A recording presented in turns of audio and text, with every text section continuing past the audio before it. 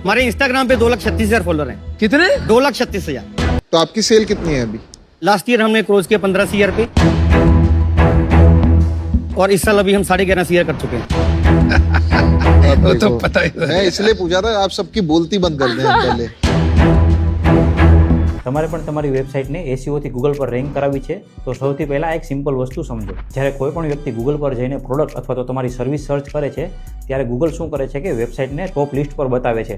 આ લિસ્ટ પરથી ઓટોમેટિક લોકો તમારી વેબસાઇટ પર આવે છે અને જેનાથી તમારી વેબસાઇટ પર ટ્રાફિક વધવા લાગે છે. પરંતુ આ રેન્કિંગ મેળવવા માટે સૌથી પહેલાં તો તમારા જે સાચા કીવર્ડ છે એ શોધવા બહુ જ જરૂરી છે. તેના માટે તમે ગૂગલ સર્ચ બારમાં જઈને તમારી સર્વિસ લખો અને તેની સાથે તે જેવું તમે લખો છો નીચે તમને સજેશન્સ દેખાવા લાગશે.